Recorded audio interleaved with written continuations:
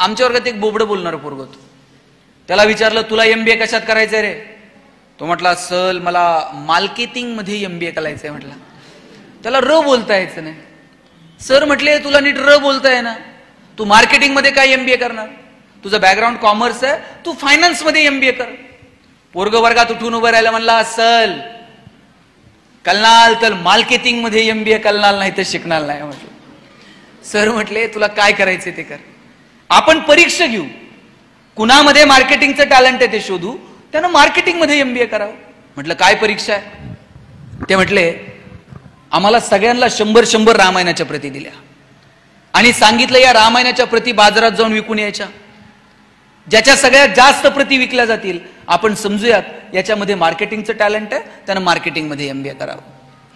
आम्हाला वाटलं आम्ही बोलणारी पोर आहोत, 100 रामायणाच्या प्रती. तर परेशजींना म्हणलं चला एवढी घेऊन टाका तुमच्या संस्थेला, 100 प्रती विकायला काय लागतंय म्हटलं. आशा विकून येऊ बाजारात जाऊन. 8 दिवस बाजारात फिरलो. 9व्या दिवशी वर्गात आलो. सरांनी विचारलं गणेश 100 पैकी किती प्रती गेल्या? म्हणलं 4. राहुल 8, संतोष 10. मार्क मिळवणारी पोरं पण 20 पेक्षा जास्त प्रती कुणाच्याच गेल्या नाही. बोबडं बोलणारं पोरग मागच्या वाकावर बसायचं. त्याला विचारलं तुझ्या किती गेल्या रे? म्हणला सल 100च्या 100 प्रती विकून आलो म्हटला.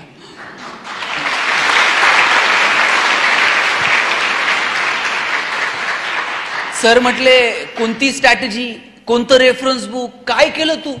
म्हणला काहीच नाही, मी लोकांच्या दालात द्यायचो, बेल दाबायचो, लोक बाहेर यायची, लोक बाहेर आली की समोर लामायण ठेवायचो आणि सांगायचं हे लामायण इकत घेता का वाचून दाखवू?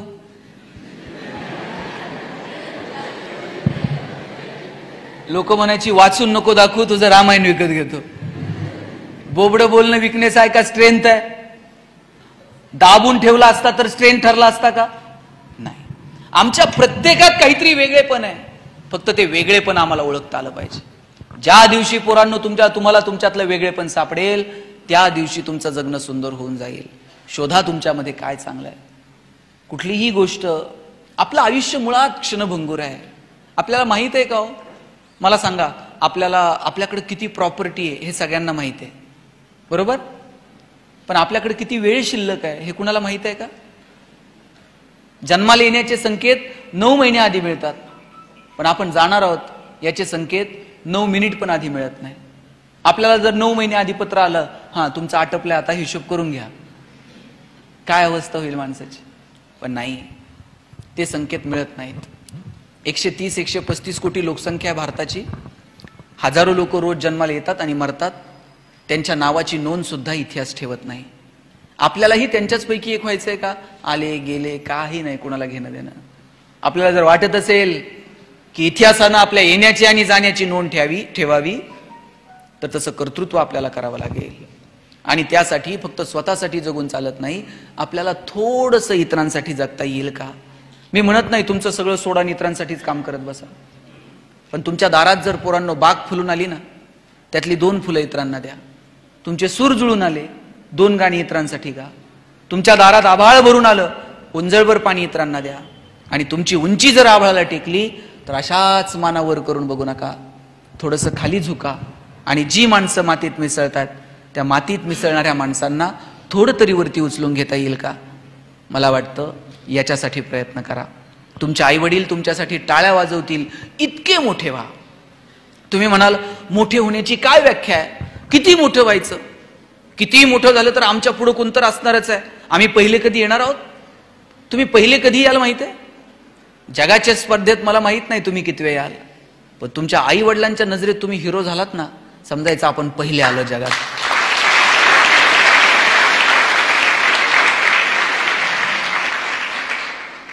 विठ्ठल लहाने नाव ऐकलंय? प्लॅस्टिक सर्जन आहेत, लातूरचे आहेत. रोज 4 प्लॅस्टिक सर्जरी मोफत करतात. एका कार्यक्रमात डॉक्टरांची भेट झाली. म्हटलं डॉक्टर रोज 4 सर्जरी मोफत का करता? डॉक्टर म्हटले लहान होतो, माझी आई मला म्हटली शेजारच्या मावशीची साडी घेऊन ये. मी शेजारच्या मावशीची साडी आणली ना आईला दिली. आईला विचारलं आई शेजारच्या मावशीची साडी का मागितली? आई म्हटली लग्नाला घालून जावी अशी एकही साडी माझ्याकडे नव्हती, म्हणून शेजारच्या मावशीची मागितली. टचकन डोळ्यात पाणी आलं की आपल्या आईकडे एक साडी नसावी की जी लग्नाला घालून जाता येईल. आणि ठरवलं इतका अभ्यास करायचा, इतकं मोठं व्हायचं ना, आईला रोज नवीन साडी देता आली पाहिजे. डॉक्टर झालो, पैसे मिळायला लागले, कितीतरी साड्या मी आईला आता देऊ शकतो इतके पैसे मिळायला लागले. एक दिवशी एक मुलगी बघितली, तिचे ओठ फाटलेले होते, तिच्यासोबत तिचे वडील भाऊ होता, तिचं लग्न जमत नव्हतं असं कळलं. त्या दिवशी तिच्या भावाला आणि वडिलांना म्हटलं हिला उद्या हॉस्पिटलला घेऊन या, आपण हिची सर्जरी करू. वडील म्हटले डॉक्टर साहेब ही प्लॅस्टिक सर्जरी वगैरे नटनट्यांची कामं, आमच्याकडे कुठून एवढे पैसे. त्यांना पैसे नाही लागणार, मोफत सर्जरी करूया. दुसऱ्या दिवशी भाऊ वडील मुलीला घेऊन आले, सर्जरी झाली, पोरगी गोड दिसायला लागली. 6 महिन्यांनी पोरीचं लग्न जमलं. बाप आणि भाऊ पेढे घेऊन आले. एका हातात पेढा होता आणि दुसऱ्या हातात आयुष्याची सगळी प्रॉपर्टी होती. ही सगळी प्रॉपर्टी त्या पेढ्याच्या समोर खुजी वाटायला लागली आणि ठरवलं रोज 4 तरी पेढे कमवायचे. डॉक्टर सांगत होते माझे वडील 90-92 वर्षांचे आहेत, पण तरुण पोराला लाजवेल असं हवेत तरतर चालत असतात. एक दिवशी वडिलांना विचारलं बाबा एवढ्या हवेत का चालता. वडील म्हटले मी प्लॅस्टिक सर्जन विठ्ठल लहाने आणि पद्मश्री डॉक्टर तात्याराव लहानेचा बाप आहे, हवेत नाही चालणार तर काय चालणार.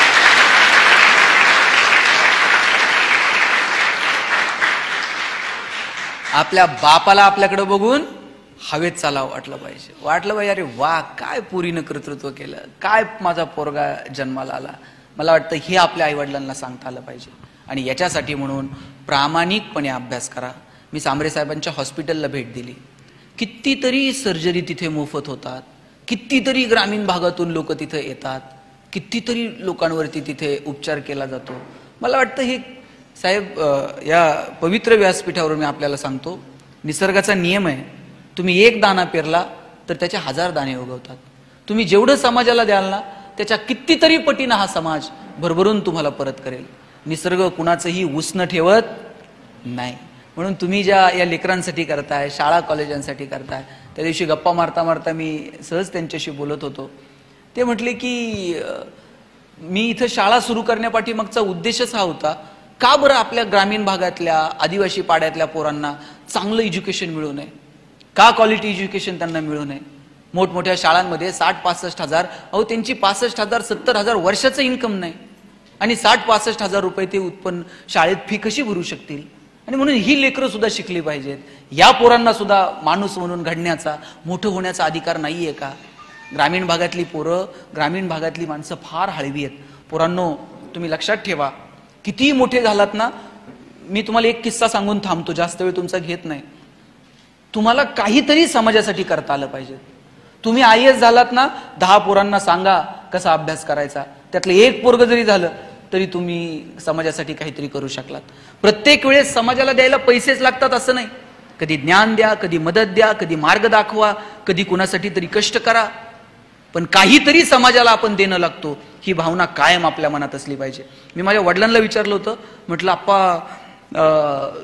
जगणं कशानं सुंदर होतं, असले काय टॅबलेट बिबलेट काय आहे का. त्याने अशी एकही टॅबलेट मेडिकलमध्ये नाही की जिनं जगणं सुंदर होईल, किंवा कुठल्याही दुकानात तुझं जगणं सुंदर करण्याचे कॉस्मेटिक प्रोडक्ट्स तुला मिळणार नाहीत.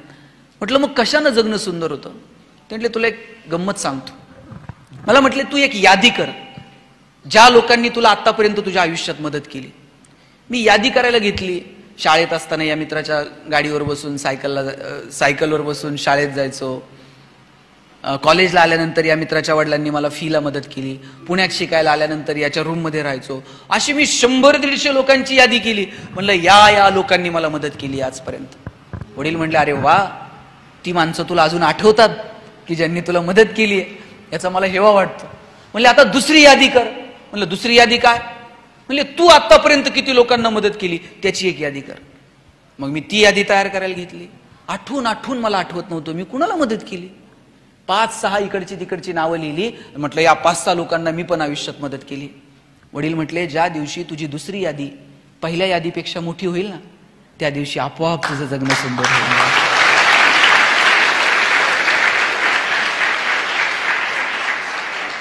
आज तुम्हाला मदत करायला ही माणसं आहेत की नाही. तुम्हाला जिथं गरज लागेल तिथं तुमच्या पाठीशी माणसं उभी आहेत.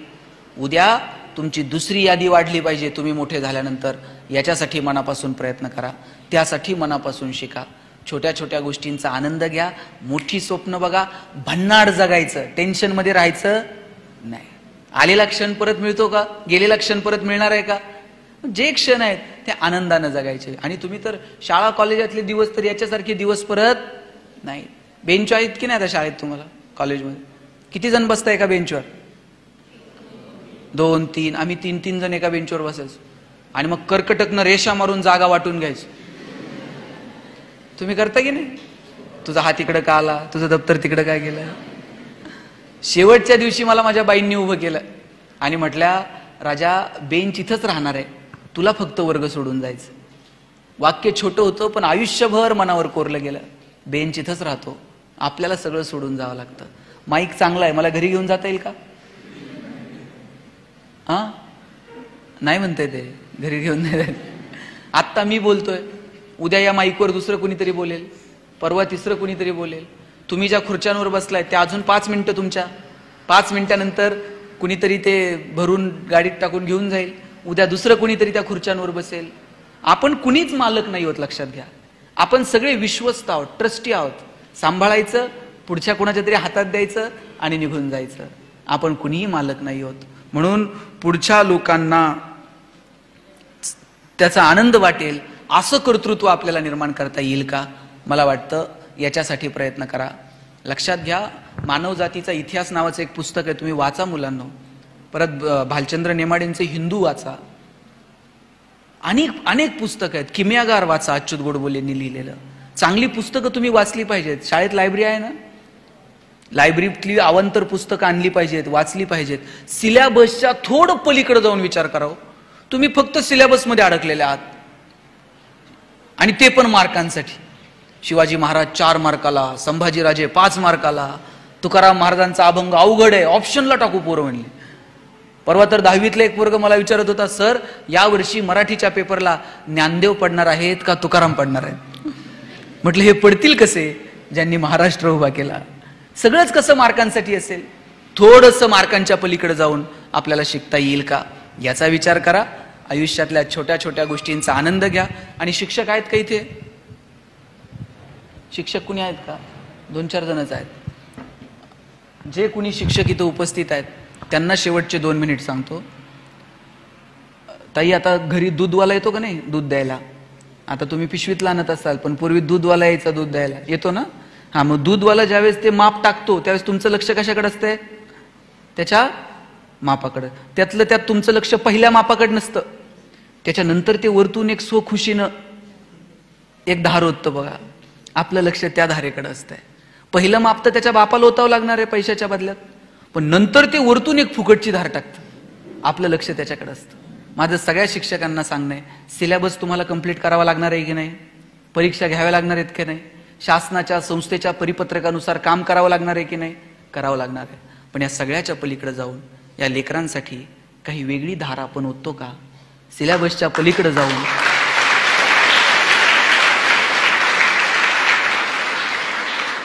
आपण या पोरांच्या भविष्यासाठी काही करतो का? मला वाटतं या सगळ्या गोष्टींकडे लक्ष देण्याची वेळ आहे. आणि या पोरांचं जर भविष्य तुम्हाला शोधायचं असेल ना, ते वर्गपाठाच्या वह्यात, गृहपाठांच्या वह्यात नाही सापडत.